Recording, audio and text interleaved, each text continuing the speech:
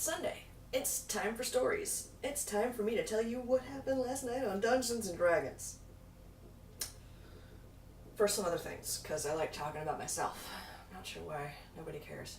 So, 10-hour days suck. As I'm sure most of you can imagine. 10-hour days in a warehouse suck a little bit more, but that's okay. Almost the entirety of my Friday shift. We left a little bit early on Thursday. Actually, we left at 10:30 on Thursday, which was half an hour before my original schedule.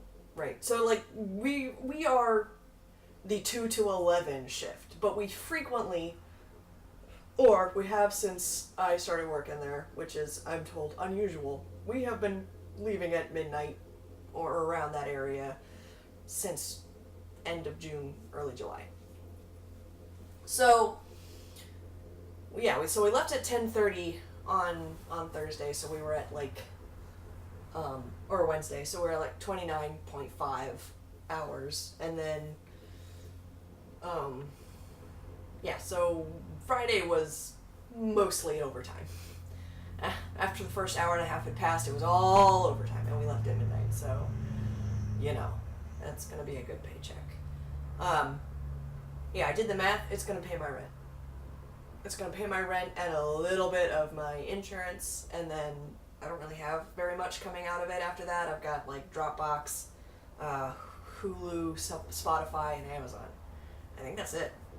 And yeah, so that's good. So I'm going to be able to drop a bit of a chunk, you know, into that, and then next paycheck, nothing is coming out, so I'll be able to, well, I mean, except for my personal expenditures, which I don't count. I count that as my spending cash, and so I'll be able to drop half of that straight away, and then hopefully we can start looking at houses, because I'll have saved up like $1,500.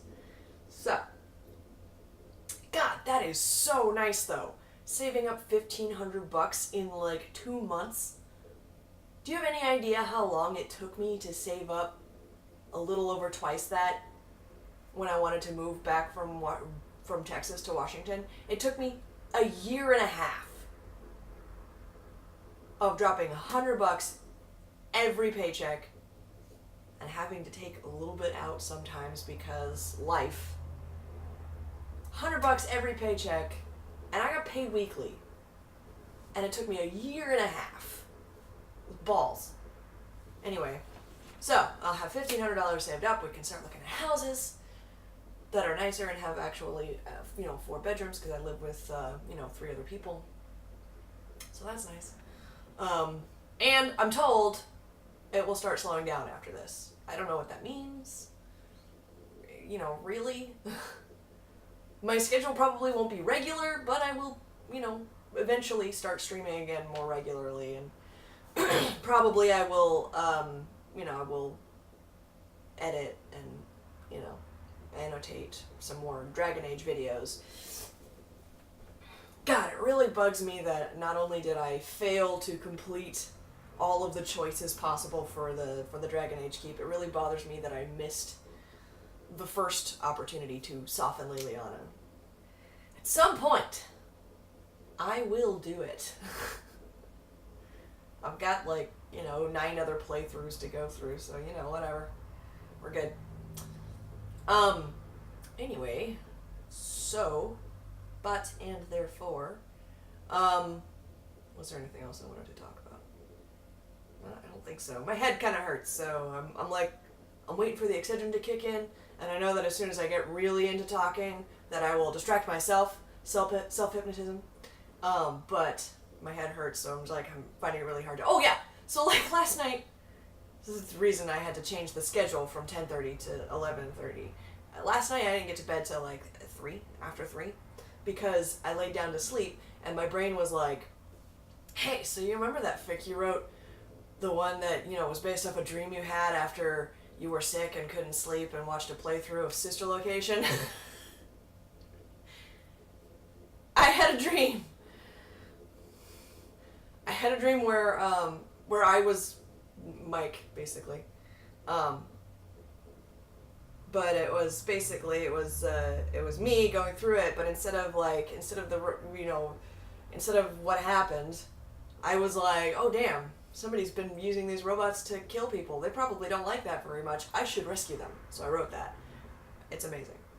But my brain was just like, hey, you remember that fic? You should write more for it. You should write more for it right now. And I was like, brain. No, I'm off. But it would not. So I didn't get to bed till after 3. I didn't write anything. I was just trying to sleep, that's all. So yeah. That's the thing. I will probably do that after I go here. I'll just be like, okay, or what did you want me to write? This? Cool. And this? Neat. But yeah, no, she rescues a bunch of murder bots. I named her after a friend of mine. Hi. So, yes, and then, so. I think that's everything. I don't know. I don't really have a plan. I never really have a plan. I'm a fan of winging it. Which I should take more preparatory steps, especially since I'm gonna be eventually starting up my D&D campaign with my mom and Pato and hopefully these losers soon-ish. So I need to really sit down and look at my notes and organize them and make my game Bible, which I have a thing for. I bought a nice thing for, but I haven't really had time. 10-hour days. You really don't have time to do a lot. I came home, I ate, I went to bed. I got up a half hour before I, had to leave. I stared at the ceiling for 20 minutes and then I left and I got coffee on the way. That was Monday, Tuesday, Wednesday. It was ridiculous. Anyway, so yeah, you're just not, you don't have energy. My mom suggested bananas, and I meant to pick some up, but I was so goddamn tired after every shift that it never happened. So, So, Dungeons and Dragons. What you really came here for. So, I should warn all of you who are watching now, which is no one. It's just me. You, later... Spoilers. From this point on, there will be spoilers. If you do not want to be spoiled for the Tomb of Annihilation later, this is like endgame stages. If you do not want to be spoiled, please leave now. I'll wait. It's a rerun, so I can give you a little bit of time to get the fuck out. Not to be rude, but I just don't, I don't want you to suffer any spoilers. So let's fuck around for a few seconds while everybody departs. Okay. So, we have broken the puzzle, right? So, basically, the way that the pentagonal rooms are configured is they each have 2 openings. But for the configuration that we locked it into, because the control room is not in one of the 3 hexagonal things. It's room number 3, room number 2, room number 1, control room, right? So, the rooms... For the openings for the rooms that we're in, one opening connects them. In this one, the north room is connected to the gas chamber, basically. And in this room, the opening is connected to the portcullis that we're trying to open. So we're stuck. For now. Oh, there's a thing later, but whatever. And then the other room, the doors, I believe, are facing north-ish and southwest-ish. So there's a wall, we're not connected. And then, but also there's just a wall. Here's the control room. Wall. So no one can get to the control room. We've locked it. We've fucked it quite handily. So, frankly, I'm hoping that Acererak looks at it and goes, well, damn. So anyway, we have defeated Will-O-Wisps, right? And we're like, well, we should fight some more. We've got this magic circle thing here. We should fight some more. So we open. There's the door with the orcs versus hobgoblins, and then there's the person, flames, chains, mural, whatever. There's the one with the hag and the child, the swaddled baby. There was the one with the clock, and then there was the one we opened with the will-o-wisps. So we opened the one with the hag, expecting a hag, and what pops out? Oh, it opens onto like a burning caldera of a volcano, and there are these two like Yagaloths, which are bug demons, right? So they catapult themselves into the room, and we're all like, all right, fight. And I can't remember who attacked first. It's on the recording. I believe it was... Yeah, I think it was Bartholomew. I think Bartholomew went first. So he divine smited. He was like, smite! And he did like a shit ton of damage, but it was still alive. And so, so then one of them, is just like, starts moving, it's got 4 arms, right? So it's got a trident and one... Yeah, it's got a trident in one hand, and then it's got 4 arms, right? So these 2 arms over here are doing magic wudja. And then it's obviously casting a spell. So Monty, Rick's new character, Monty's a wizard, so he's like a counterspell. And so that Yagaloth does not cast darkness. But unfortunately there are 2, so the second Yagaloth casts darkness. And so there's just a thing of darkness, 15 foot, it's, nobody can see really. So, so we're all like, well, I'm gonna hold my action until I can fucking see something, and I'm just like, okay, well, Arax is a spellcaster now, she can do shit. So, I just love that, by the way. She's a barbarian who can cast spells. And I've only got 1 rage left at this point, 1 rage of the day, so, we fought some things, and then there was a rest, and then we fought more things. So she's like, okay, well, I cast Dissonant Whispers. And in Deep Speech, because I guess that's how Dissonant Whispers work, basically, Tyler's preferred method of anything that does damage and requires an audio component is to make fun of it, basically. So, we had Ravine earlier in the party. He could also do, like, Dissonant Whispers and other things that required you to, whisper truths of the universe that did psychic damage. And so Ravine's Dissonant Whispers were about fudge. Or, baking, basically. And he kind of is like, the secret to really good fudge is to just keep stirring. But in Deep Speech, and then psychic damage, right?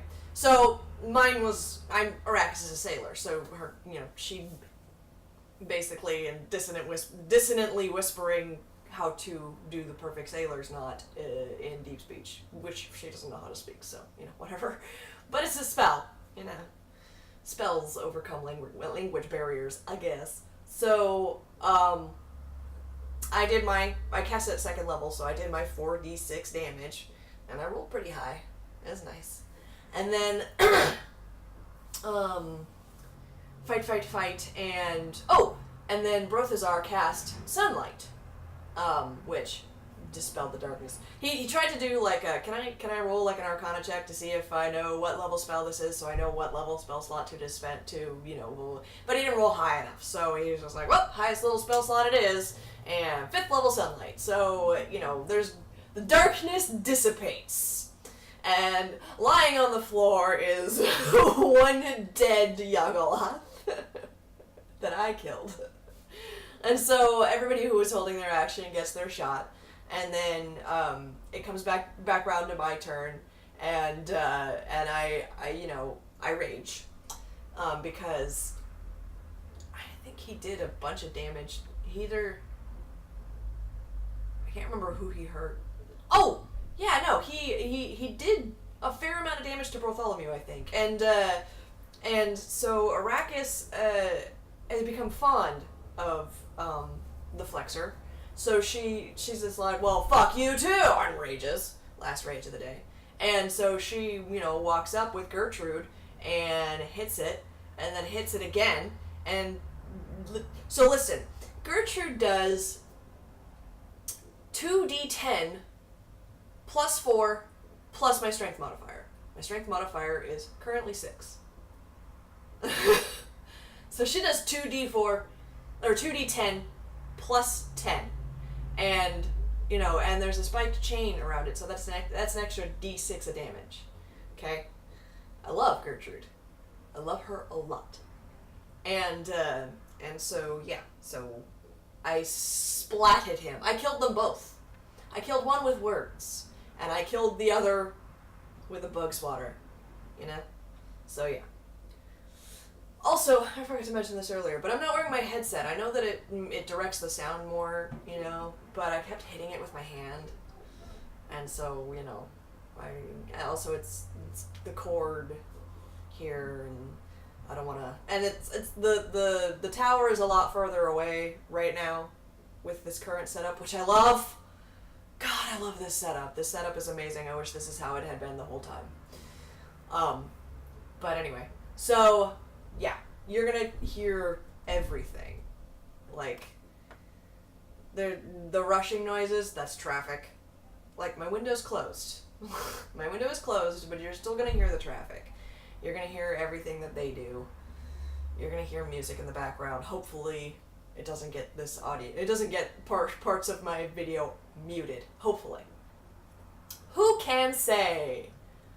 But anyway, so, yeah, so the Yagoloths are dead. And Arrakis is like,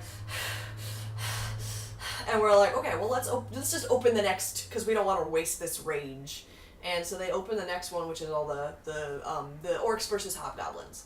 And so they open that, and like 8 orcs and a war chief pop into the room, and they're surrounding Bartholomew and Brothazar, who are like back to back. Yeah, and so they're back to back, and they're like, yeah. But they're being flanked. That's a chest.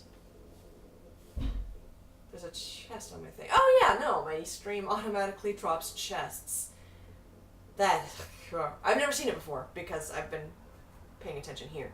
But, sorry, got distracted. I have ADD. It's mild, but it's there. So, what was I saying?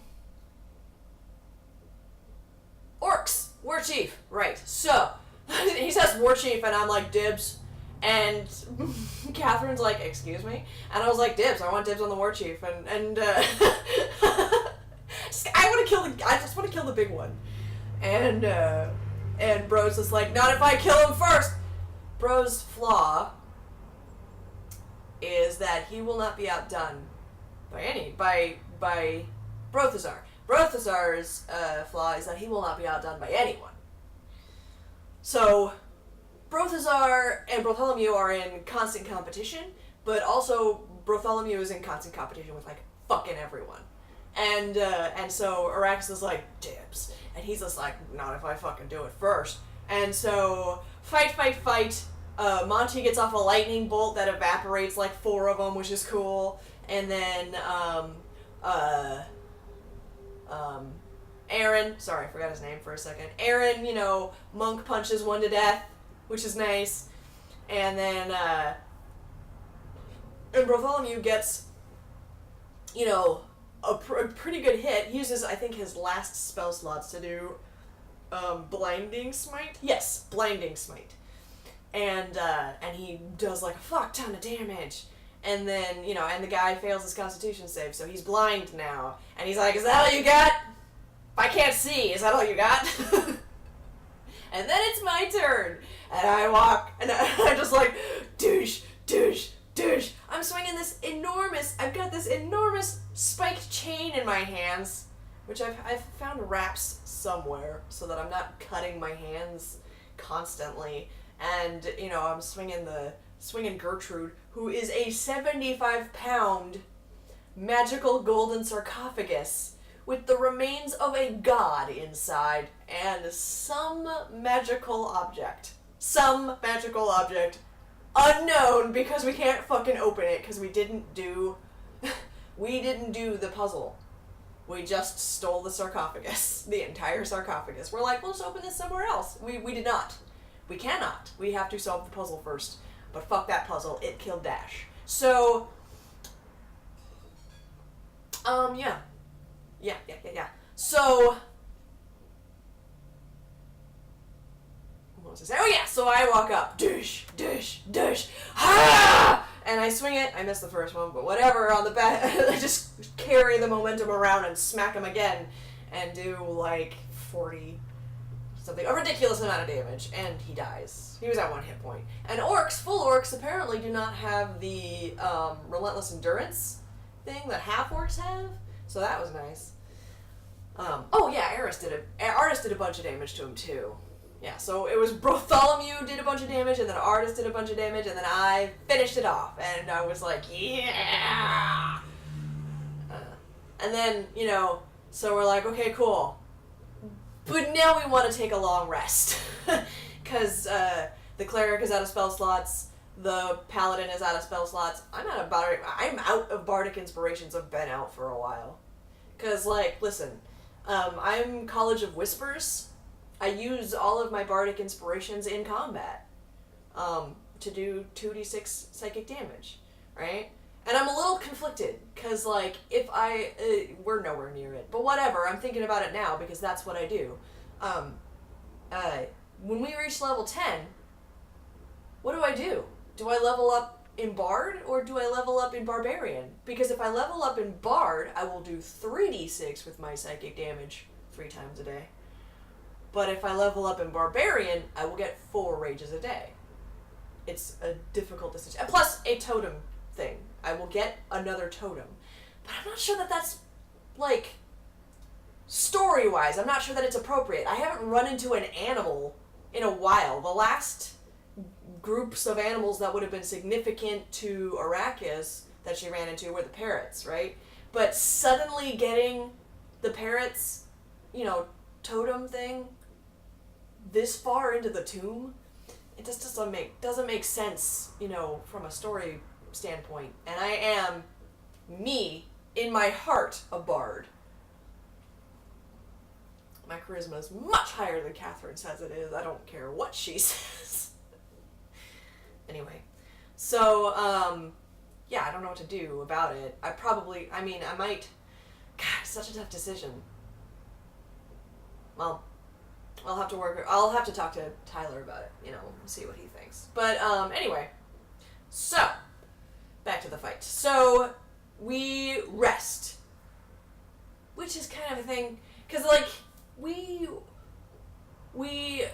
fucked up with the puzzle the first time, and all that gray sludge and everything, and then, we decided we were going to take a long rest then, right? Well, it hasn't been that long. It certainly hasn't been a whole day. And you're not, according to the book, according to the player's handbook, you are not supposed to be able to benefit from more than one long rest in a 24-hour period. I don't know if Tyler didn't know that or is just disregarding it. But, we ended up having 3 long rests that day. And I was like, it's one of those things where it's yeah, the rules are there, but also I really don't want to die. So I think we're just not gonna clue the DM onto page, 109. You know what I'm saying? Little group cheat there. It's fine if everybody does it, right? So anyway, I get all my rages back. I get all my spell slots back, yay. I get all of my Bardic Inspirations back, yay. I get my once daily Cure Wounds back, yay. I get my Stone's Endurance that I haven't used for fucking ever, yay. And there's only 2 wardrobes left. There's the writhing, screaming, guy in chains and fire, and there's the enormous clock. Yeah. So, we opened the writhing, screaming chains guy, because we decided we were going to do the clock last. Because I was just like, I'm, there was things that I was sort of halfway expecting, and then, other things happened. So, yeah, so, I'm going to say so a lot. We open it, a bone devil pops out, basically. It basically shows into, like, one of the 9 hells, and a bone devil comes screaming out of the, wardrobe, which has a gate spell on it. Like, let's be clear, there are gate spells on these fucking wardrobes. And, so now we're fighting a bone devil, and Arrakis is like, yay. And Bartholomew, heavy hitter with his divine smites and his blinding smites. Like, oh my god, paladins are broken, yo. It makes me want to play Amalthea again. She's my paladin fighter, Vengeance Ballerina. Small break so I can tell you about the origins of Vengeance Ballerina. So, at some point, Catherine was just like, hey, I'm going to run a 1-20 campaign, homebrew, and I, you guys can be pretty much whatever you want. And they were talking about different classes that they could play, and Catherine is not the strongest typer, so autocorrect often takes over, but autocorrect is often wrong. So she typed in Vengeance Paladin, or, close to it, and it auto-corrected it to Vengeance Ballerina. And instantly I was like, I know exactly what my next character is gonna be. Holy crap, that's amazing. She's a paladin, also a fighter. Yeah, Battlemaster, she's amazing. But she was a diva, like a prima ballerina whose patron basically took her to a party. Somebody said some unkind things about her. Her patron, challenged that guy to a duel for honor and lost. So she took up the sword to avenge him. I love her so much. Anyway. So yes. Yeah, Vengeance Paladin. He's broken. And, so he did damage! And then the Bone Devil was like, oh yeah? And did damage back at him. And he took some damage. Took a lot of damage. And I think Brothazar walked up basically and healed him. I think, took some of the damage away basically, and then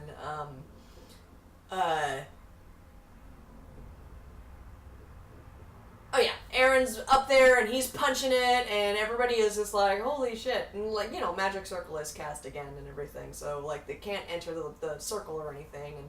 And then it uses this massive hook that I guess it has, and it spears Bartholomew again, and then it rises up into the air because it has fucking wings, and we all get opportunity attacks against it, and we all hit and we do a little bit of damage, which is nice. And then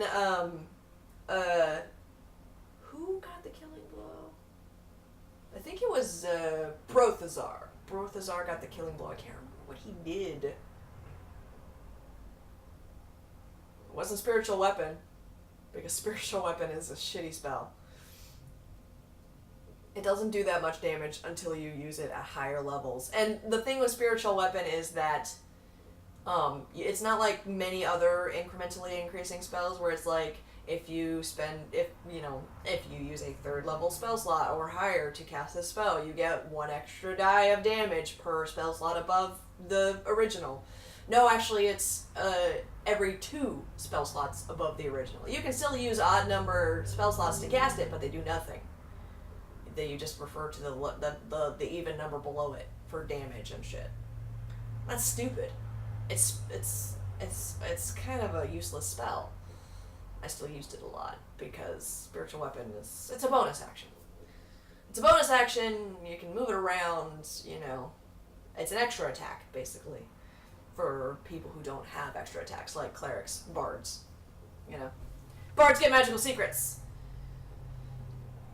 Arrakis won't get that high a level because she's not a lore bard, so she'll never get to level 6 of lore bard. She's she's a College of Whispers, so she won't reach level 10, which is what she would otherwise need to get a Spiritual Weapon, which she would have taken as one of her magical secrets, so that she could make it look like a comet, because Dash's full name is Dashing Comet Streaks the Night Sky. He's nice. Oh, I almost missed something important. It's very important. Aaron is now a level 9 monk, and he can run on walls, right? So he's been looking for every opportunity to run on walls, because why wouldn't you? And so when we were fighting the orcs, one of the last orcs standing, well, it was prone actually, but one of the last orcs alive, for the coup de grace, basically, he ran up the wall, jumped off, came down with the people's elbow, or it was funny because like Tyler was, doing the narration for it, right? And he's just like run up the wall, jump, and he drops down and kills the guy, and it's very satisfying for him because his madness is that he has discovered he really enjoys killing things, which he's having some internal consternation about, but whatever. I think that his character has started to embrace that a little bit, which is interesting character-wise. But we all laughed and joked that it was that move, that wrestling move was titled Dashing Comet Streaks the Night Sky. Anyway. But yeah, spiritual weapon, Comet, it'll be awesome. I really need to find an excuse to play Arrakis at higher levels.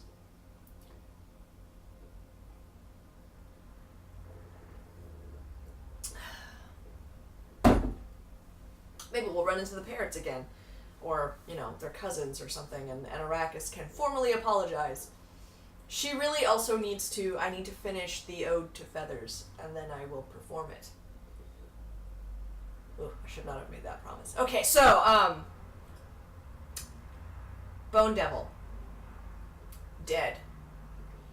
And, Arrakis is standing there chewing on her own tongue, so that she can maintain her rage. Blood dripping down her chin. Sexy.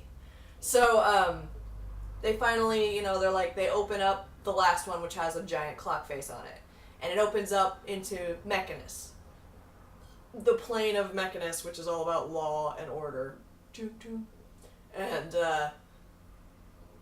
And out pops a little Modrone. He's adorable!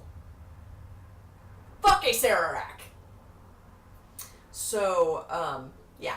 So a Modrone pops out, tumbles around for a little bit, gets up, looks around, kind of is like, what? Looks around, sees up, looks up and up and up and up because, it's tiny. And it's just like, ah! And tries to turn around and bolt back through the gate. The thing about gate spells is that they're one way. They have a front and a back, but travel can only be facilitated through the front of the gate spell. Meaning the place that, it opened onto. Yeah. Sucks. So, yeah. So now we have a Modrone. And we're all like, oh, he's adorable. So I drop out of a rage, and I wipe the blood off my face, and I'm like, easy there, little guy. And he pulls out a little stiletto dagger, and he's like shaking. His little metal knees are clanking together. He's fucking adorable. And we're all like, well, what do? We don't want to kill him. He's adorable. And I'm like, mascot, adopt all the things. Adopt all of the things.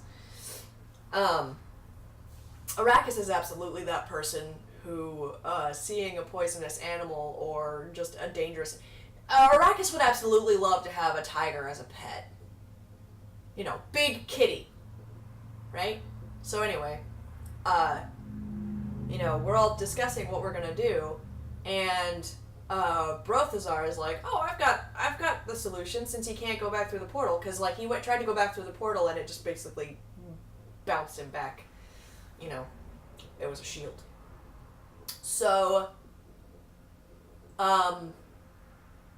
yes. So, Brothazar is like, oh, I've got it. And he casts Banishment.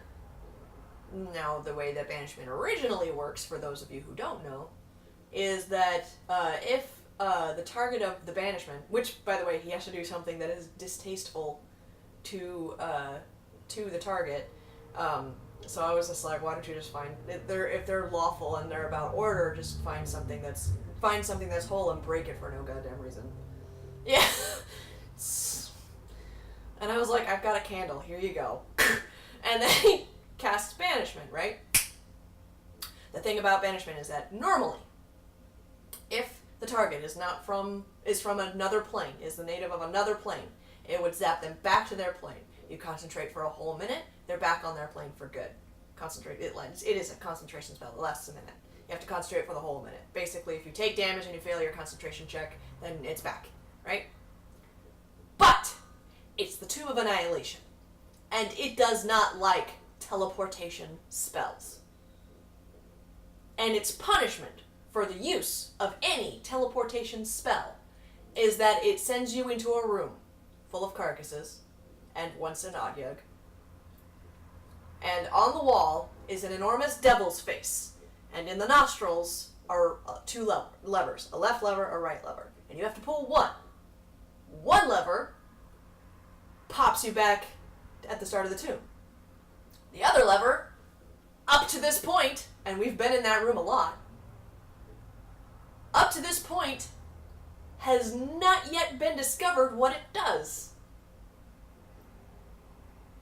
So, Brothazar, the person casting the spell and still concentrating on it, is aware that the Modrone has not left this plane. And he goes, huh, and he reports that to the group. And I roll an intelligence check and I get a 6, because Arrakis is not intelligent.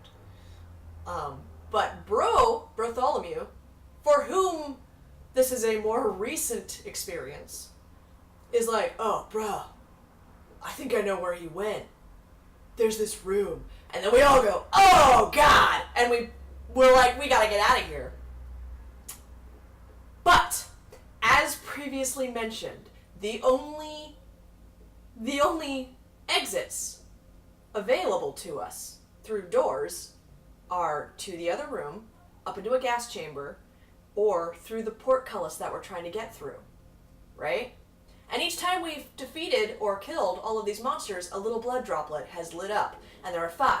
And the last one was the Modrone. And he banished him, but the Modrone is still alive, is the thing. The Modrone is still alive, and so the blood droplet has not lit up. So we have to kill it. We have to kill it, apparently. And we can't send it home. Which sucks, right? So we're all not thinking about that right now. First we have to find it. And, excuse me. So, we're like, ah, crap. And then Aaron remembers, isn't there a hole in the ceiling of the other room? There is. We noticed it immediately when we first entered the room, but that was like 2 sessions ago. We noticed it immediately, and it basically leads up to the 4th floor, where there are gargoyle statues, which will become relevant momentarily. So, Aaron said that, and I was like, oh my god, you're right. That's right, it leads up to the 4th floor, and I was like, everything, and I was like, this guy deserves XP. He got 100 XP for that. That's nice. You're welcome. So, anyway, so now we're all like, well, how do we get up the hole? Well, the rooms are 40 feet high. And I'm like, obviously we have to form a human pyramid. Right? Obviously.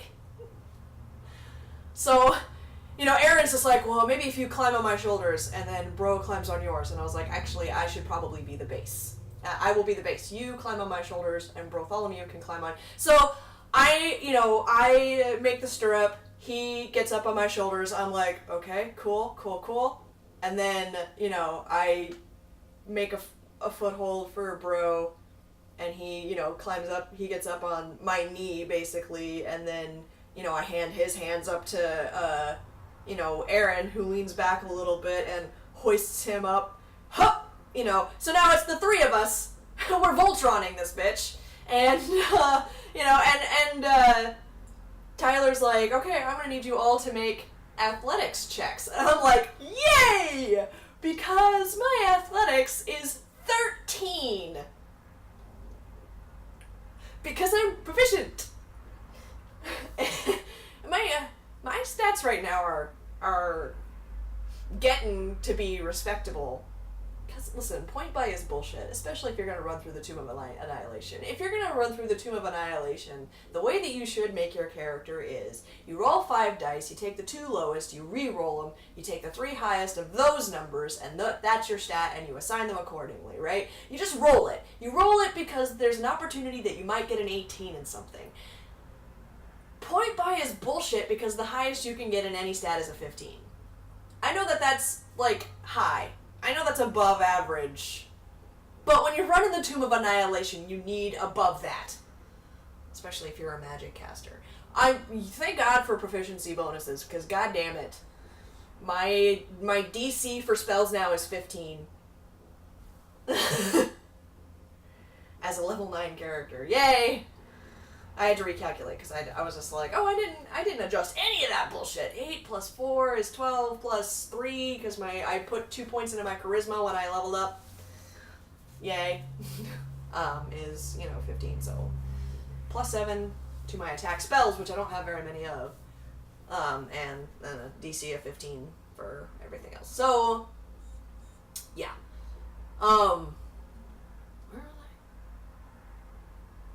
Right, so we rolled.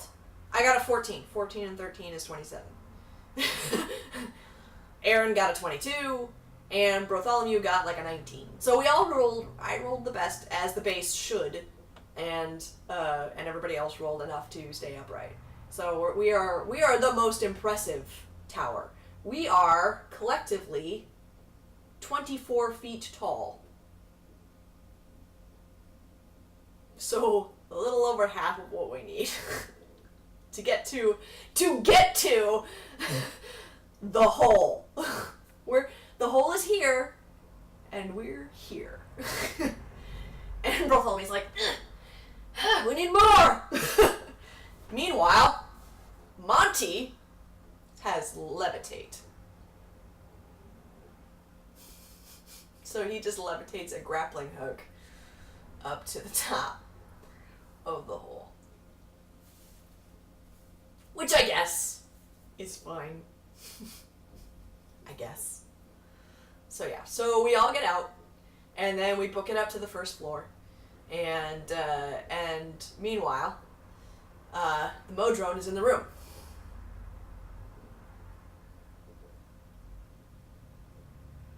Climbs its little body up to the nostril, pulls the left lever, and we finally find out what it does when you pull the wrong lever. Because basically a vortex opens and starts sucking everything in, and he's just like, okay. And he rolls a die. And he goes, you. And he points at me. And he says, I need you to roll percentile. And I was like, what? Why? And he's like, well, a dexterity check. It was a dexterity check. Percentile comes later.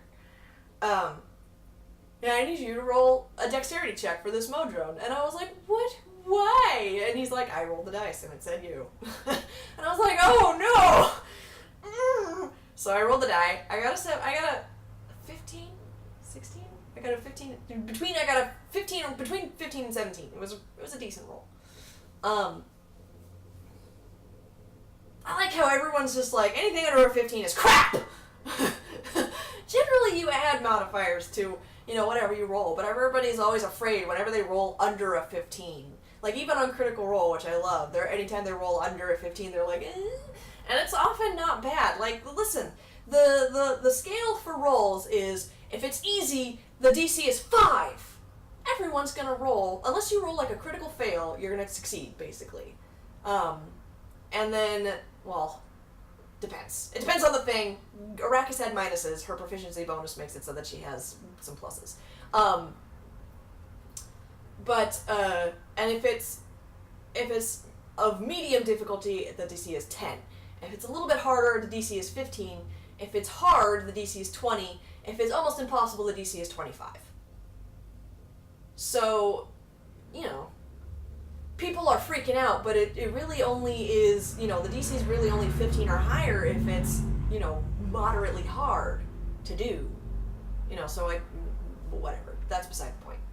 So, yes. So, I rolled, and I rolled between a 15 and a 17. And so the Modron was able to hold on and reach over and pull the other lever and pop himself. But zombies?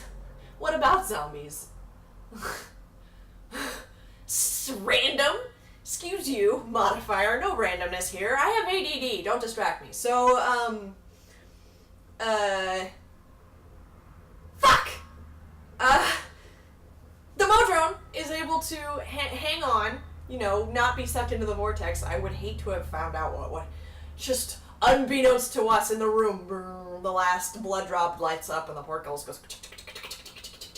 I say zombies when I want. Fine, I guess. Anyway, so he manages to hang on. He pulls the other lever. He pops out to in front of the devil face that's in the beginning of the Tomb of Annihilation, right? Anyway, so back to us. We, you know, get up through the hole in the so we're on the 4th floor now, and we're like, all right, let's get to the staircase, and we'll book it, and we're booking it. You know, we don't run into any Tomb Guardians because that's fine, which is fine because we don't have time for that bullshit. And we get up to the 1st floor, and he's nowhere to be found. And I'm like, can I roll like a survival to try and track him? And because that's how you track with survival. It's a wisdom. And I have a -1. I have a -1 in wisdom, but I'm proficient in survival, so because I'm a sailor. So, yeah, and I rolled like a 17, which meant I got like a 22. What are my stats? What the shit was that? Oh, my tablet. I dropped my tablet.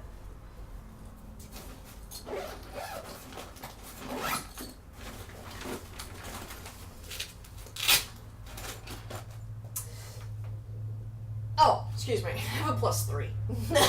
So I rolled well. I either got like a non-natural 20 or a 21.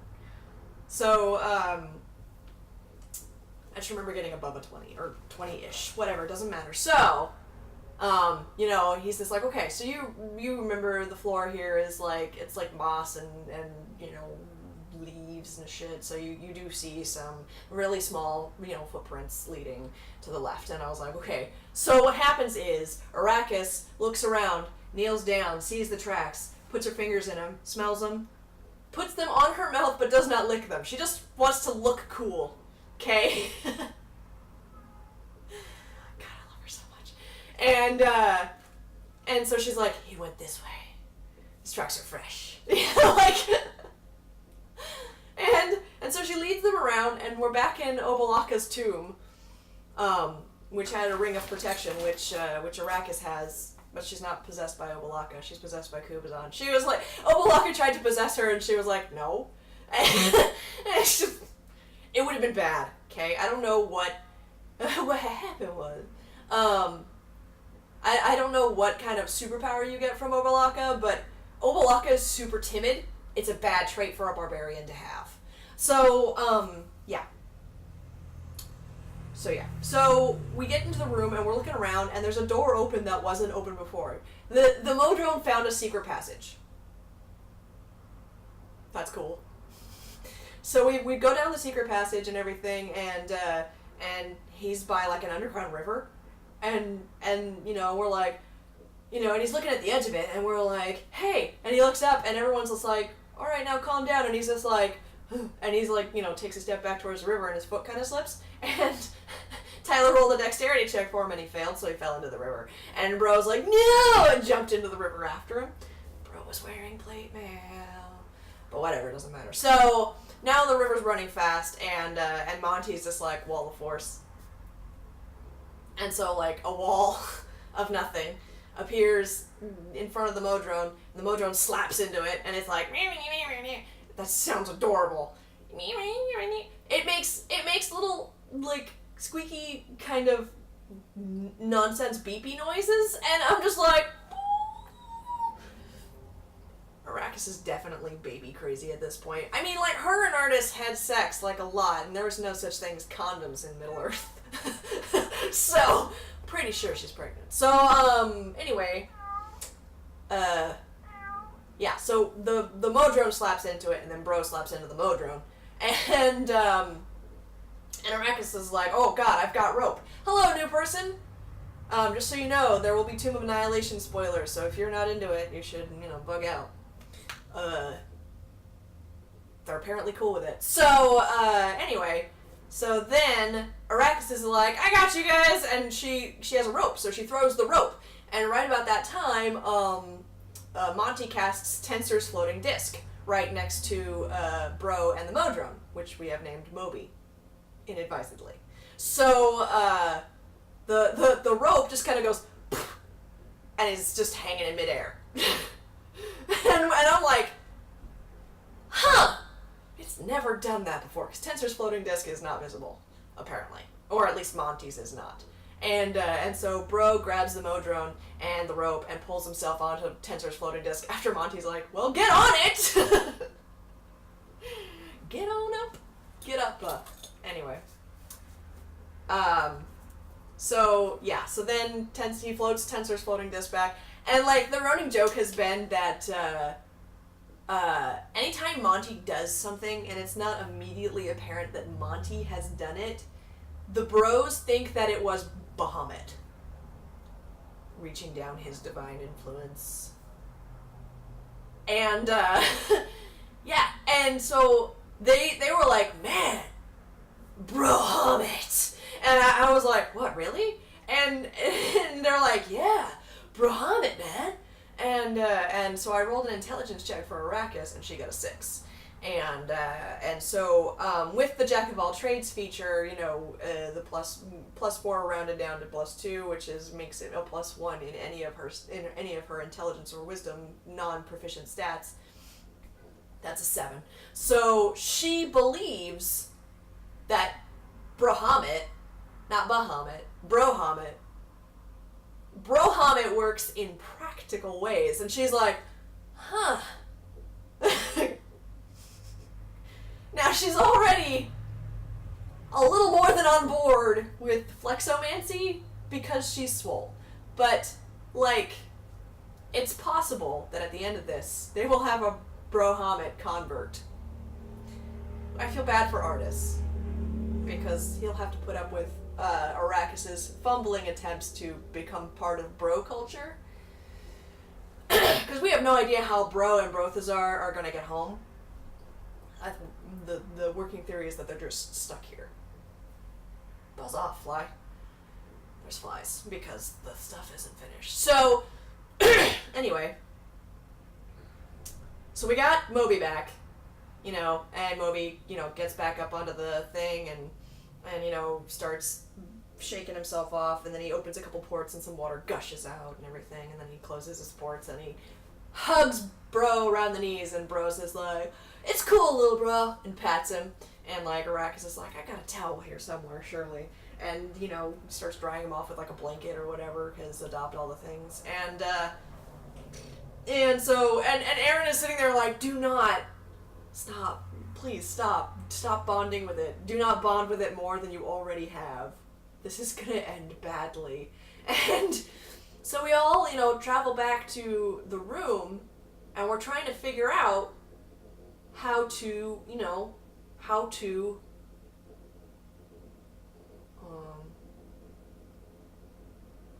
what? Technical difficulties. Hold on. Technical difficulties. Okay.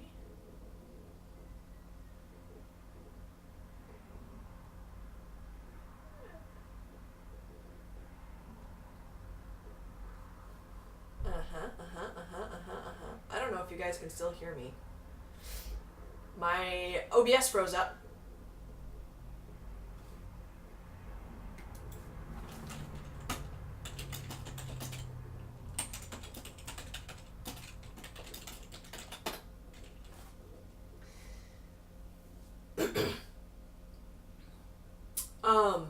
OBS froze up, and then my stream started doing some weird shit, because I got it over there on the other screen, so I can keep an eye on it, so that you guys don't miss anything. Okay, so we're back. Okay, so anyway.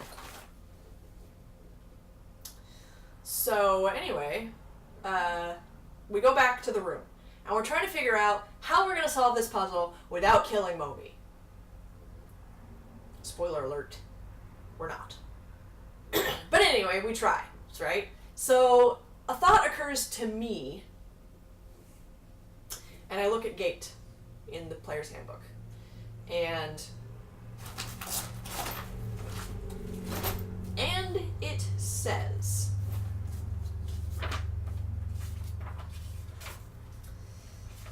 one sec. Gate. The portal has a front and a back on each plane where it appears. Travel through the portal is possible only by moving through its front. Now, Arrakis would not have thought about the spell. Would not have thought about the spell. But, looking at it, it's a wardrobe, right? And the front is open, and you're looking into Mechanus, right? Mechanus. And obviously you can't move through the front. But, wardrobes have a back, and the wardrobe is made of wood, and she has a axe made of bone, which, now that I think of it, would not have disintegrated later, but whatever. It's too late. So, well, there were metal fixtures holding it together, so I guess, yeah, alright. So anyway, she takes Moira, her great axe made of bone, and hacks away at the back of it. Basically, goes over, and it's like, how heavy is the wardrobe? And he's like, why? And I was like, well, I want to, lift it up, turn it a little, and hack away at the back of it and see if we can't send our little Mechanist buddy back to Mechanist that way. I mean, we can't go through the front, but can we go through the back? And, which, for the Gate spell, would not actually be the front. But whatever. Arrakis didn't think of that. So, she hacks away at the back of at the wardrobe and creates a hole, and there's the other side of the portal, and so she's like, off you go, can you get through there? And he tries to, but he is rebuffed because that's not how Gate works. The front of the portal is in Mechanus. Excellent. So we're like, well, shit. And Bartholomew is distraught because he doesn't want to kill Mechanus. Or Moby, rather. Mechanus. The entire plane. He doesn't want to kill it. Why would he?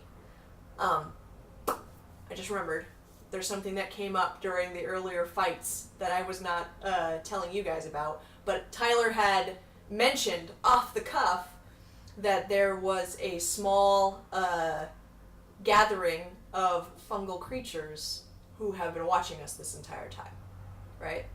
So earlier, before we actually entered the Tomb of Annihilation, we encountered a small village of fungal people, little guys, little wee men, fungal men, who had taken over the second floor of an abandoned building in Omu and made a little village.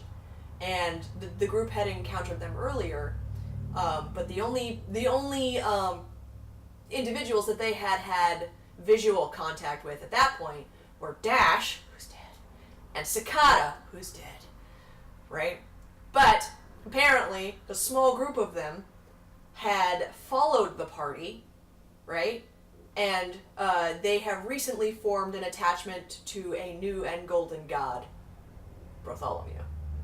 So during the fights with the orcs and the Bone Devil and the Yagaloths and shit, they were just hiding in bits of rubble on the other side of the room, and they all have pennants and signs, and a couple of them have painted on their chests, so they pull up their wee little shirts and it says bro, the three of them, B-R-O. It's adorable. Anyway, they're on the edge of their seats. They're on tenterhooks. They're eating, whatever passes for fungal popcorn. And oh God, what is he gonna do? What kind of decision does he have? The decision is horrible. A Samurai basically wants you to murder an innocent life in order to open the door. Yeah.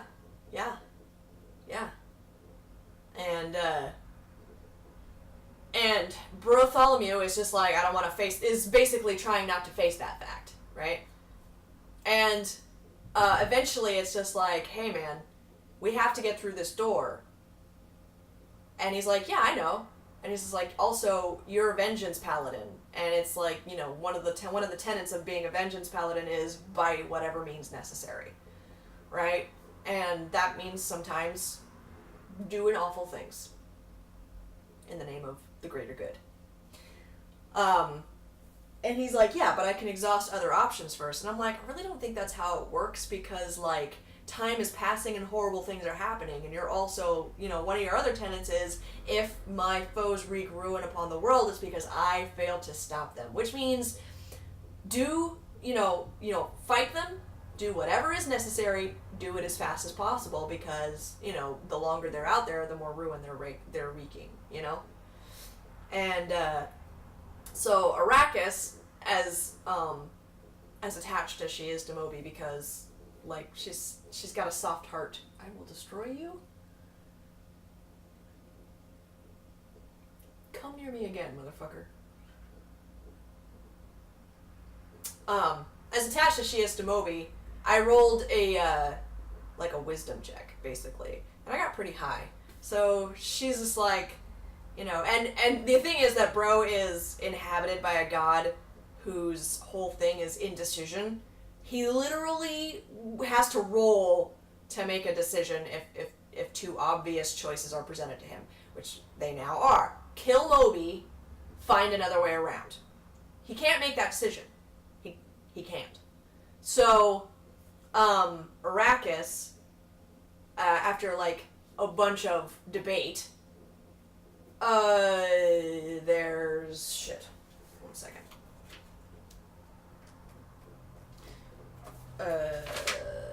Fight the greater evil. Faced with the choice of fighting my sworn foes or combating a lesser evil, I choose the greater evil, so a Sararek. No mercy for the wicked. By any means necessary. My qualms can't get in the way of exterminating my foes. And restitution. If my foes wreak ruin upon the world, it is because I failed to stop them. I must help those. Oh, that's for, like, after. Never mind. Anyway.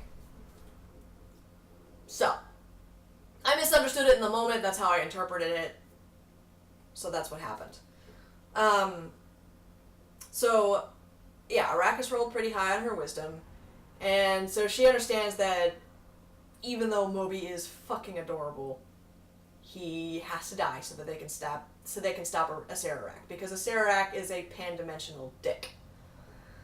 And so she goes and she takes Bro by the shoulders, and she says very solemnly, sometimes, in order to save the whole crew, you can't save a single crewman, you know? Because she's a sailor, and that's how she relates to the world. Yeah, sometimes you have to sacrifice a crewman so you can save the whole ship. Whatever. And then she basically gently herds him out of the room, and they kill Moby. You know, Monty, Artis is like, he's not looking, just do it. And Monty casts magic missile, and Monty dies, and the door opens, right? And we're all like, we all take a moment and are sad, and then we go down the stairs, or, you know, through a hallway, down the stairs, into another hallway. We get into the hallway, and it's, oh yeah, he's like, I know we haven't done this Tyler's like, I know we haven't done this in a while, but, like, I'm gonna need a marching order. And I'm like, well, I'm first, because I'm me. And Catherine's like, no. Like, no. Bro's, you know, got a fume on. He's like, you know, no, so you go to be in first, and Bro just kind of, and I'm like, so Arrakis goes to be in first, and all of a sudden there's a hand in her stomach, and Bro kind of pushes past her, and she's like, she's so stunned that it just happens, and she's like, all right, so okay, and then so I go to be second, and Brothazar goes, actually no, I gotta be with my bro because warding bond, so he puts his hand in it, so Arrakis goes to be second, all of a sudden another hand, and I'm just like, oh, what is happening? What is this? What is what? And then And I'm like, okay, so I guess I'm third, and then Rick goes, well, Monty wants to be in the middle, and I'm just like, so just like a tiny human hand. And he's like, well, no, he'd be after you. Hello, third person. Welcome to story time. I'm talking about Tomb of Annihilation. It's spoiler heavy, so if you don't want any spoilers for the end of Tomb of Annihilation, well, near the end of Tomb of Annihilation, then this is not the stream for you. They're apparently cool with it. So, anyway, yeah. But actually, you know, he was like, no, I'd be up behind Arrakis. But we did joke about the fact that he would just be like, because his strength is 8. And mine is 23. So he'd just be like, you know, and nothing would happen. So it's the bros, and then me, and then Monty, and then Artis is in the back. Did I miss anyone? Oh, Aaron. Aaron is behind Monty. Yeah. And so we go down, you know, hallway, stairs, another hallway. And so we enter this hallway, and Tyler goes, I'm going to need the bros to make a perception check. And they rolled really low. So we all followed them into the hallway, and no one else said they were looking for traps. I thought about it. I didn't say anything. You know why? Because we haven't found a single trap down any of the hallways that we've been down. It seemed pointless. It seemed like a roll that would result in nothing, except perhaps wasting a high roll. And so, none of us noticed until it was too late that all of the things that we were carrying that were not magical, that were made of wood, stone, or not stone, metal, cloth, leather, disintegrated.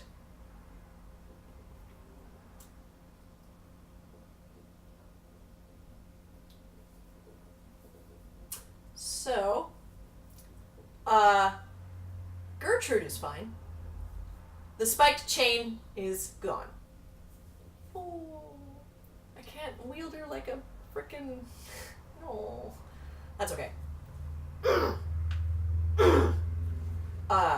She's a bludgeoning weapon again. Well, she always was, but she's handheld. But also, Arrakis is naked. And so is Monty. And so is Artis. In fact, the only people who are not naked are the Dragon Bros, because their armor's +1, which makes it magical. But, like, the bags holding our shit, most of our shit, our rations are fine, so that's nice. But, and the candles are fine, so that's nice. The wicks are gone. Well, yeah, no, the wicks are gone. Artis's bow is fine. His arrows, however, are not. Yeah. So,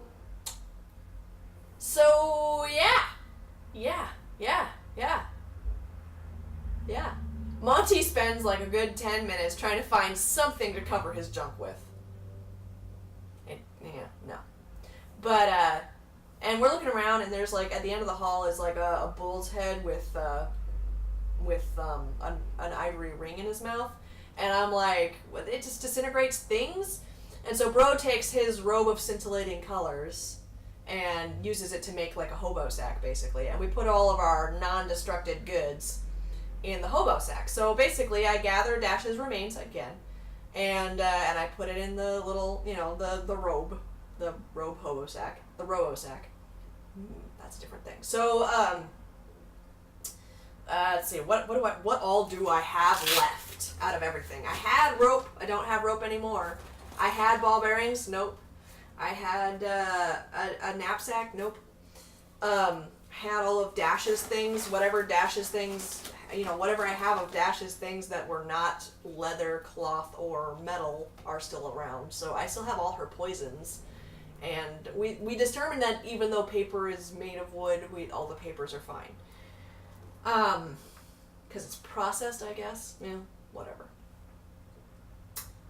Let's see. I still have Gertrude, obviously. I still have 6 rations. I've got Artist still has the bracers of archery. I still have the ring of protection, a small jade key shaped like a crocodile. We still have all of the skele keys. I don't have the jewelry box that was in the shape of a cockroach, but I have all the gems that were on it at the time, because gems were not affected. I still have a diamond worth 500 gold HP. Oh no, my mask is gone. Oh no, my mask was made of plant material, so it wasn't actually made of wood, so my mask is fine. Yay. My turban, on the other hand, was made of cloth, so the only thing left of it is a peridot that was on it.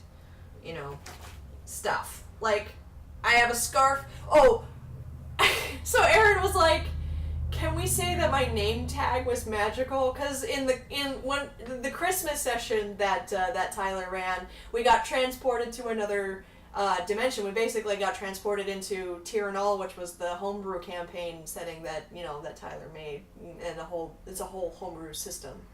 And we met Santa Claus. Like, we literally met fucking Santa, and he gave us each things, right? Which means, and Tyler's like, you know what? Sure, all of Santa's gifts were magical, so that means that I still have a scarf, a knitted scarf that has turtles on it. Yay. And I also have Dash's hairbrush, because he gave Dash a hairbrush, because Dash is a cat. And, so yeah. So, also we found a spoon of warming, or, it basically makes all of the food that you eat with it the perfect temperature. So, not the box or the ribbon, because those weren't magical, just the spoon. So, anyway, we lost a lot of shit. We're distraught and naked.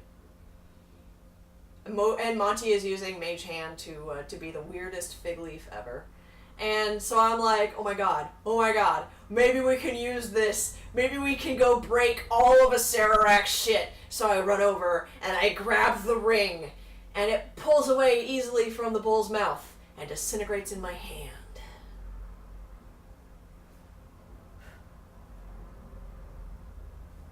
Well, that's just damn disappointing.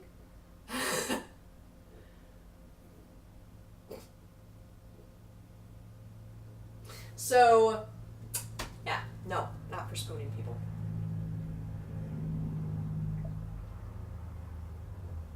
So then, we're like, okay, so there's the archway, because it was an archway, and there was like a bull's head, and the bull's head had the ivory ring in it, and I broke the ivory ring, and I was like, well, balls. And then there was another room off to this side and another room off to this side. And the room off to this side had chains, so we went to investigate those. So here's what we see. It's a giant chamber, right? There's a balcony. There's a balcony on the other side that's 15 feet higher. Between the balconies are chains that are moving quite quickly. And at the top of the chains is a vortex. Lightning-y, kind of violent-looking vortex, right? That the chains disappear into and come back out of. And at the bottom of the chamber is a giant gear that the chain is wrapped around, and it's rotating, right? Under the gear is another vortex. And so Monty, who's a wizard, knows what that is, and he's like, oh shit. And so he's able to determine that this chain is running the entire fucking dungeon. And we're like, well, we gotta break it. Obviously, we have to break it. And none of us even remotely considered that how hard that might be, given that Acererak is a pan-dimensional lich. We were like, no, we have to break it. Obviously, we'll break it with magic. Magic, I say! And so we're like, Monty's like, okay, well, I'll just try to dispel it. So he tries to dispel it. And like 7 modrones, well, actually not even modrones, quadrones, 7 quadrones, and a whatever. But I don't have my monster manual. My monster manual fucked off to somewhere. Appeared and attacked us, and the quadrones get 4 shots each with bows. And so we roll initiative, and I roll high, and Aaron rolls high, and Bro rolls high, and other Bro rolls high, and Monty and Aaron's artist roll slightly low, and the modrones, or the quadrones, and the pentacle guy, he's a giant starfish. That's it. That's what he is. He's a giant starfish. metal starfish. And they, you know, they roll higher than Artis and Monty, so the rest of us are like, well, we want to move out of sight so they can't shoot us. So the only two targets left are Monty and Artis. Monty uses shield. Artis doesn't have anything. He's naked. He doesn't have any armor. His AC is 12. My baby. Anyway, he takes a shit ton of damage, but he doesn't die. And then, you know, and then the quadrones and the pentacle guy thingy come down. Fuck you. Come down close enough that we can attack them, and we do, and we kill them, and that's pretty cool. And then we're like, okay, well, and I kind of like cure wounds Artis, but Bartholomew spent his first turn in that combat going, Artis! And running in deliberate slow motion the 10 feet.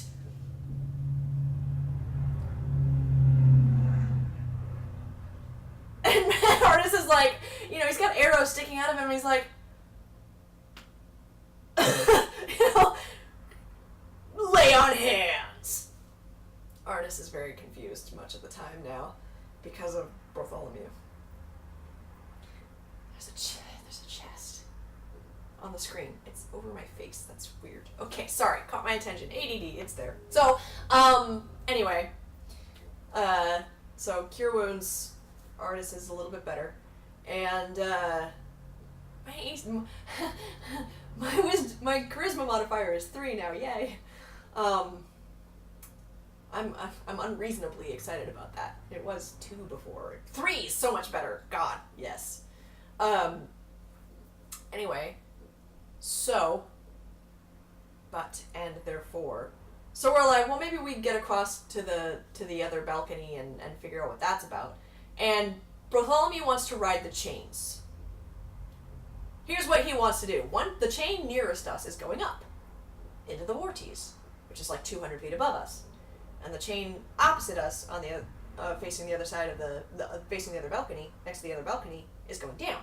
Both going down quite rapidly. They're going down. They're going 50 feet around, 50 feet every 6 seconds. It's not that fast. It's still pretty fast. It's almost a double dash. So, you know, he wants to basically grab this, be yanked upward, wait a second or so, and then reach across and transfer chains, and then jump onto the balcony. In my head, that looks fucking sick. But that vortices will rip apart a human being or a dragonborn, which is what he is, you know, and we're all like, please don't. And Arrakis, who has Kupazon and is not afraid to take great risks, is like 2 seconds from doing this, just doing it. And then Monty's like, well, if we take a short rest, I can just levitate us across. And she's like, oh, alright, cool. If it had persisted even a second longer, it's very possible that I would have had to roll not to grab the chain. I don't want Arrakis to die. Anyway, best idea. No, it really isn't. So anyway, we take a short rest, and then we go across into the other balcony, and there's like a very narrow opening into the other room. And Monty could, like, you know, Monty's a scrawny human guy. He's the only human in the party, I believe. Yeah. Goliath, Furbolg, 2 Dragonborn, and Monty. So, he kind of, like, you know, doesn't even really fully sideways, kind of waddles through the opening. But, and Artis. But Artis is an NPC. Yeah, so, party member. He's with the party. He's not a party member. NPCs are there to support the party. But anyway, so they, you know, make it through, and they're like, all right, cool. And then, you know, the Dragonborns who are in full plate armor are kind of like, you know, and then Arrakis, who's like, suck it in. Actually, you would blow out to compress your chest. You would blow out. It's just gonna chafe the nipples. But anyway, there's no room for Gertrude. Gertrude is not... So Gertrude is out on the balcony. And Arrakis is uncomfortable with that. Because now Arrakis is unarmed. It's not good. So, we come into the room, and there's an armillary sphere, also known as an astrolabe. It's basically the thing from Avatar, The Last Airbender, the cartoon, when they go to the library. I want to spend my vacation at the library! I love Sokka. Anyway, when they go to the library with the giant owl, and they find the giant room that, you know, is a movable calendar, the Day of Black Sun. That's basically what's happening here, except it's a little bit smaller, and it has arms, and there are spheres indicating the sun and the moon and all that and everything. And we're like, well, I mean, it's in a Sararak's place. We don't know what it does. We know it does something, but we know that those things are probably bad. So let's break it. And everyone's like, yeah, that seems... Love is a weapon.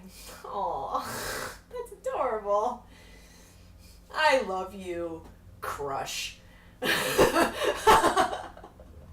think of it that way. I would like to make a crush attack.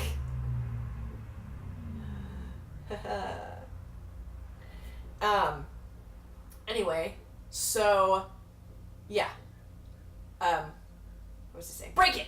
So, Brothazar, who has a Holy Avenger, you know, is just like, alright, batter up, and swings at the moon, and breaks it, and out pops a demon! Like you do. Just hiding the moon. Fucking nobody... It was great, because, like, when we walked into the room, he's like, here's what you see. It's a giant orb in the middle, which is depicting land masses and oceans and shit, and then, like, arms around it, and, like, one is spiky and looks like the sun, and one is just plain and looks like the moon, and I'm like, do I as a sailor, after he was done reading the whole paragraph, do I as a sailor recognize these land masses and oceans? And he's like, yes, you're staring at the world. And she's like, I've never seen it from this far away before. And she's having, like, slight... You know when you get disoriented by something trivial and you gotta take a moment to be like, I'm not really in space. I'm standing on the world. That means I can't be in space looking down at the world, but I'm looking down at the world, and oh my god, am I on there somewhere? And so she's just like, what? She's tripping. And, at some point she flexed. Can't remember why. Well, she was naked when it happened, so... Oh! So, back in the Chains room, right? They're talking about how... They mentioned, because at some point while... when we were still trying to figure out how to get Moby home, or whatever, Monty tried to dispel the wardrobe, the gate, right? Or the barrier keeping Moby from entering the gate, right? Because we didn't understand how the... we didn't understand how the gate spell worked at that point, right? So he tried to dispel it. He got a natural 1. Now, what Tyler does when you roll a natural 1 is he opens up his chart of 10,000 magical effects, and he has you roll 2 percentile dice, basically. You roll percentile once, and then you roll it again, because 10,000. And then you roll until the result is relevant to the situation, and also not an out of character punishment, because one of the things that he rolled was everyone within 50 feet makes a save. If they fail the save, they have to re-roll their stats. And he's like, no, I'm not making you do it. That's bullshit.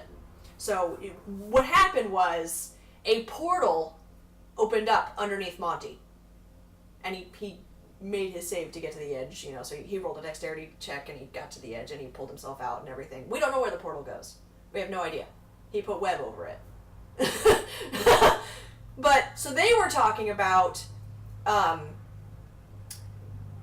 maybe, or Aaron suggested moving that portal into this area and interrupting the chain with it, so that the chain would go through that portal instead of the vortices. But I didn't hear that part. All I heard was moving the portal, and I immediately thought of the vortices. And he's just like, and I was like, oh God, can we do that? Can we move the vortices? And they're like, no. And I'm like, have we even tried though? And Arrakis focused very intently on the vortices, right? And she was focusing so hard that she was clenching her entire body. And Artis went, oh my God, are you flexing? And she went, what? Oh, I suppose I am.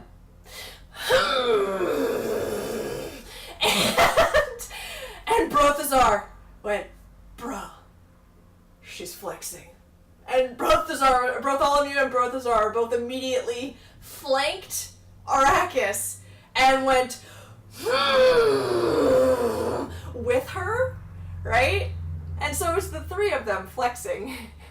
And Tyler rolled. God, it would have been amazing if he'd gotten a natural 20. He did not. So unfortunate. What a waste. And then Monty was like, Monty, whose strength is 8, and whose constitution I think is 10.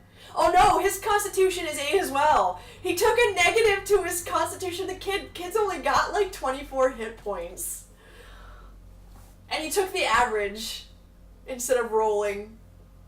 It was amazing. Anyway, but he was like, with that noise. Oh God.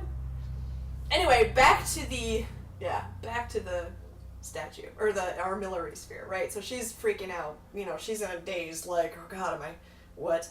And so Bartholomew's like, all right, batter up. Bye, bitch. It shatters the moon. A demon pops out. Shit. Well, now we're in combat. And Arrakis is like, well, fuck, what do I do? Well, I mean, I guess well, no, she's still got spells. Still got spell slots. So, you know, she can still do things. And I'm like, what, you know, but... And he's got, like, a great axe. And, like, as soon as Tyler mentions the great axe, and I was like, oh, a weapon. Cool. And so it gets to my turn, I briefly consider doing spells, and I'm like, you know what? Aaron just knocked him prone. Here's what I want to do. I want to stand over him, I want to grab that great axe, and I want to yank it out of his hands, because it's mine now. And he's like, okay, make a strength check. And I got like an 18, but I got high. I got a high roll. Excuse me. I rolled high, and high-ish, and so he's like, all right, you have a great axe now. And I'm like, ha-ha! And that's my turn.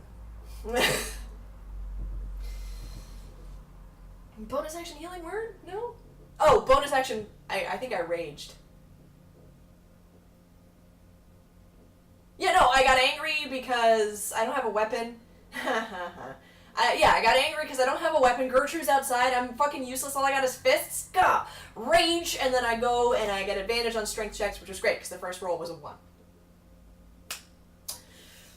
And the second one was higher, so significantly higher. So now I have the great axe, and then Bartholomew comes in with the divine smite and beheads him, and he's dead now.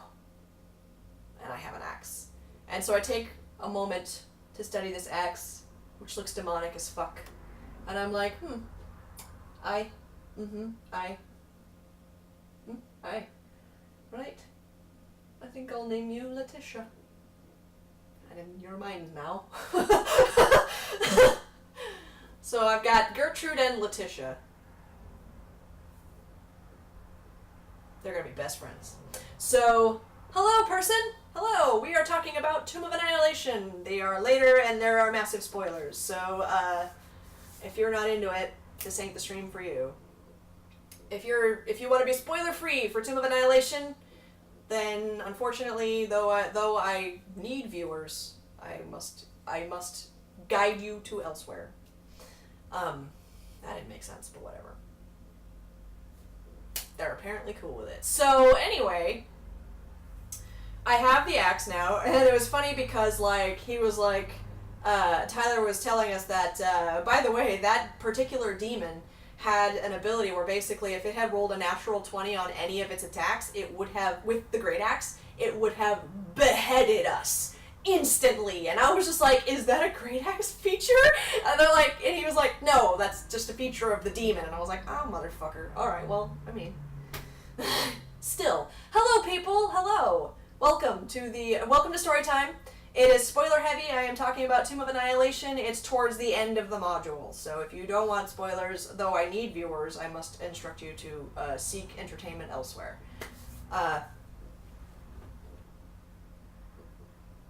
They're apparently cool with it. Okay, so. So we've killed the demon, and I have a great axe. Yay. We're naked, and there's an armillary sphere. And once the moon is broken, like, the armillary sphere arms kind of separate, and the world opens up, and there's a chair inside, and we're all like, huh,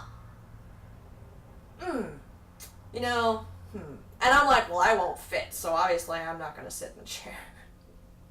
I'm 8 feet tall. I'm swole, you know? It's for a human-sized person. And bro's like, well, if no one else is going to sit in the chair, I'm going to sit in the chair. So he goes and he sits in the chair, and the thing closes. And he can still see out, but we can't see him. And we're like, And he's like, dude, this is awesome! But we can hear him. It's like, this is awesome!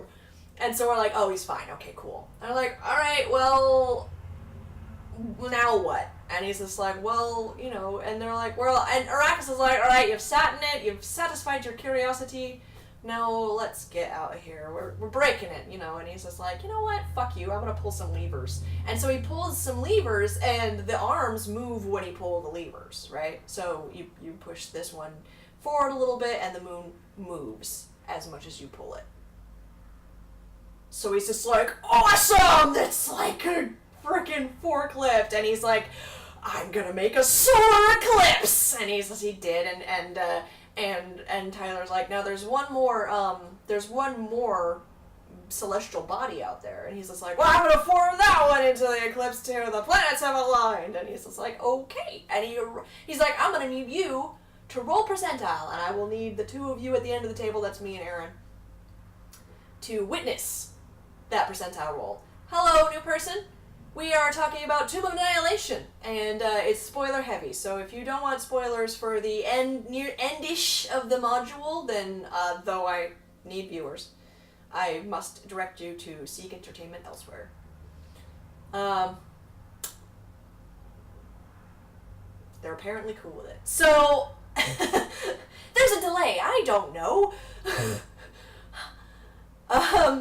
Anyway, what was I saying? Oh, right. The armillary sphere.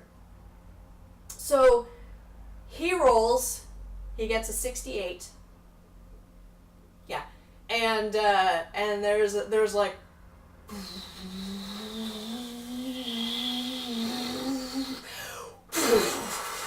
and the magic wave disseminates throughout the room, and he has all of us make, I think, Constitution saves, and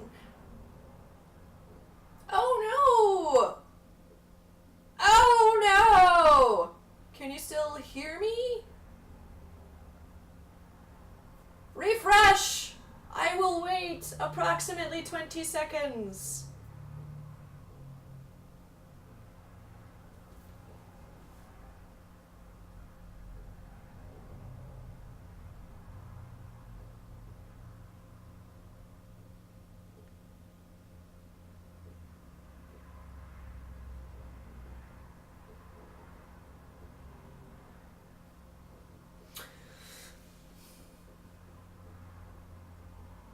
Okie dokie. So,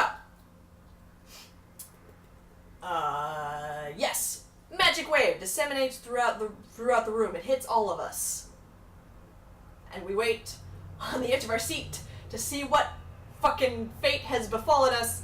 And he's like, everyone in the room, except for the person inside the armillary sphere, heals 50 hit points. We were all at full health. So nothing happened. Nothing at all. And Brothazar is like, oh, well, that would have been fucking useful if any of us had taken damage. Because he's a cleric, he knows what a healing spell feels like. So, and so do I. You know, I'm a bard. We have Healing Word and Cure Wounds, so we're good.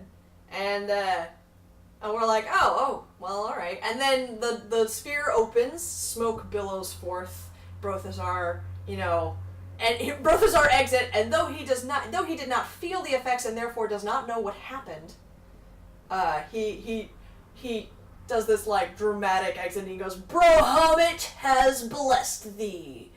It could have done anything. It could have been a disintegrate spell. It could have been, you know, could have been fucking an alignment change deal. It could have been anything. He didn't know. Whatever. And so, I mean, that was where we ended the session. But Tyler was like, do you guys want to know what all could have happened? Because the armillary sphere is broken now.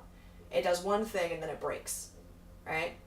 And we're all like, yeah, we want to know what it does. And, like, it could have sent us to somewhere else. It could, all of us, like, we would have transported instantly outside of the Tomb of Annihilation and possibly outside of this universe.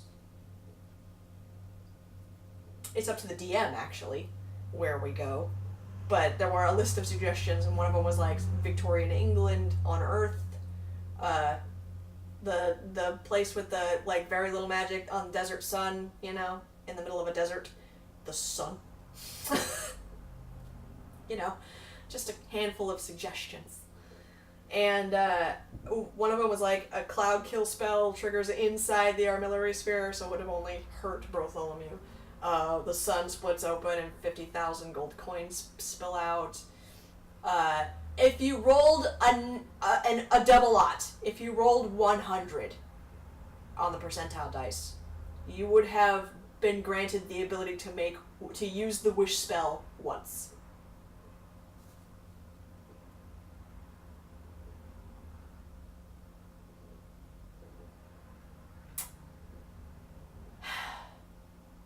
There's so many things you can do with a wish spell.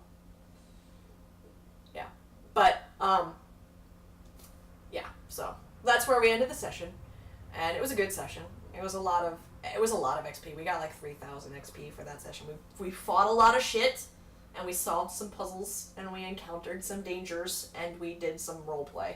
And it was amazing. And yeah, so that was what happened. That's what you missed on D&D. Hello, person. Hello, thanks for coming in near the end. We'll probably replay this, so if you're interested in it, then come back at like 5 o'clock, and there'll be a replay there. But it's also very spoiler heavy, so if you're not interested in Tomb of Annihilation spoilers, then don't watch it. Yeah, but it's just me spastically telling a story and getting distracted by fucking everything because ADD. Yeah, so yeah. Story time. Great. Yes, that's what happened. I'm sure there's some things that I'm missing. Like, so much happened, and that's why I record as many sessions as I can, is because now I have SoundForge, and I'm gonna go through and, like, take ages and try and clean it up and filter it and try and lower the volume on some people and raise the volume on some other things. Hopefully I can, like, shunt out most of the dice rolls. Although that's weird. If we're just saying numbers, then it sounds like we're making it up. Anyway, it doesn't matter. So, yeah. So that is what is good. That's what happened. And so hopefully, well, actually, no, I mean, oh God, see, we're supposed to slow down in the wintertime, and I'm like, on the one hand, I'm like, yay, more free time. On the other hand, I'm like, less money. I mean, I still make $14.50 an hour, and come December, I'm due for a raise, depending. But I'm still like, I need that money. I mean, the places that we're looking at moving into are like, it's going to be like $400 of rent a piece. So I'm not really looking forward to. if I come back and do a lot of streaming, I'm basically gonna have to stream hardcore just so that I can get my, so I can get my subscriptions up, because that's where all the revenue is coming from, and put my donations thingy at the bottom and just make it fucking endless. Put the end date in 2 years from now. Just be like, the goal is $1,000 or whatever, it is what it is. So, yeah, if you like what you see here today, make sure you, if you have a free Twitch, subscription, and you're interested in a once a week thing until I can get more time, then, feel free to subscribe. Follow me, definitely. Tell your friends, tell your family, tell your friends, and I'll see you next Sunday, definitely, for more story time, for what you missed on Dungeons and Dragons. Alright. So, thanks for stopping by. I'm gonna go do some other things now. Bye.